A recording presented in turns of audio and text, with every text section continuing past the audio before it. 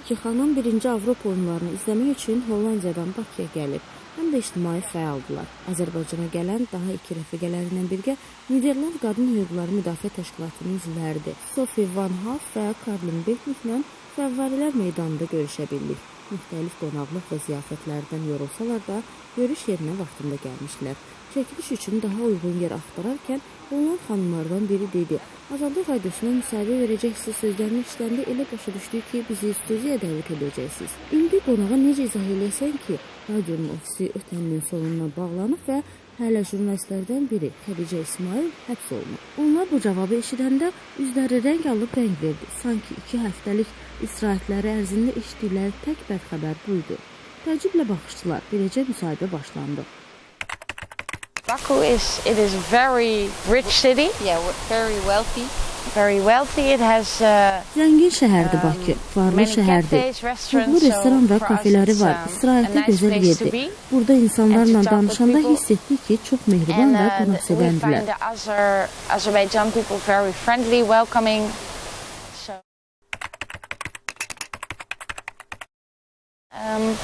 We are with 4 members and we founded the organization Right for Women's Rights 2 years nəfərik və ago. bir təşkilat yaratmışıq. Ötən il velosiped turuna çıxdıq və bununla da qadın hüquqlarına diqqət çəkmək istədik. Bəzi işlər də gördük. Birləşmiş Millətlər Təşkilatının inkişaf proqramı çərçivəsində Bakıda da görüşə qatıldıq, həmkarlarımızla danışdıq. Hansı ölkəyə gediriksə, əsas işimiz qadın hüquqları haqqında bilgi toplamaq, qadınlarla danışmaq, layihələrimizə dair məlumat verməkdir. Topladığımız məlumatları daha sonra olduğu kimi və heç bir şərhsiz Twitter və Facebookda paylaşırıq.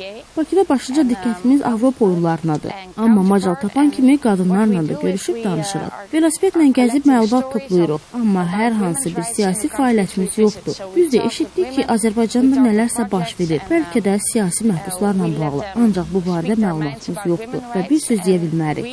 Biz ancaq öz işlərimiz barədə danışa bilərik. 2 həftəyə yaxındır buradayıq. Hər hansı siyasi fikir söyləmək əsaslı dəlimimiz yoxdur. Öz işlərimizə gəlincə fikirlərimizi paylaşa bilərik. Our own judgment or opinion about women's rights, but we have been cycling 2 weeks in Azerbaijan. 2 həftədə Azərbaycanı gəzirik. İnsanlar qapılarını açır, xoş gəlmisiniz deyirlər. Son dərəcə qonaqpərvərdilər. Bakıya qaydanda Hollandiya səfirliyindəki həmkarlarımızla görüşdük.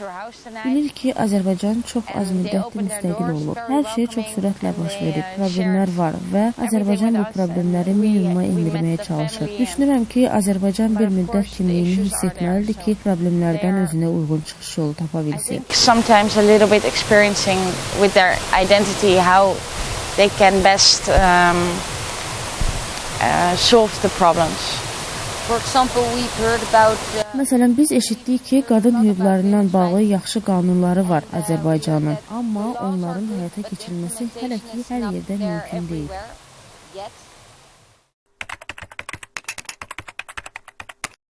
No, we didn't face it directly. We not only visit the capital city, but also a lot of rural areas. Deməzdim, biz təkcə paytaxtı gəzməmişik, kənd yerlərinə də baş çəkmişik. Burada qadınlar əsasən ailə həyatına cəlb olunub, güclü və əməksevərdirlər. Onlardan bu ağır işləri necə gördüklərini də soruşmuşuq. Məncə gündəlik yaşamlarında xoşbəxt görünürlər. Sometimes we think, wow, how can you work this hard? But they're doing it, and they look happy. but something very different from our country is Ancaq ölkəmizlə buranın biraz fərqi var. Eşitmişəm ki, burada bəzən kişilərin bir yox bir neçə xanımı olur. that's maybe a cultural thing. We haven't faced it directly, but as the sources that we have been talking with, they are Yox, bizi qadın hüquqlarının birbaşa pozulmasını görməmişik. Ancaq bizi məlumatlandıran qaynaqların fikrincə, səfər etdiyimiz başqa ölkələrlə müqayisədə burada məişət zorakılığı daha çoxdur. Qadınlar qorxur, baş verənləri açıqlamaq istəmirlər. Məsələn, BMT-nin İnkişaf Fondu qadınları maarifləndirməyə çalışır ki, belə hallar baş verəndə qadınlar olub bitəni gizlətməsin. Eşitdik ki, burada ailədə zorakılıq baş versə, qadınlar bunun başqasına danışar, polisə şikayət edər, bilmir.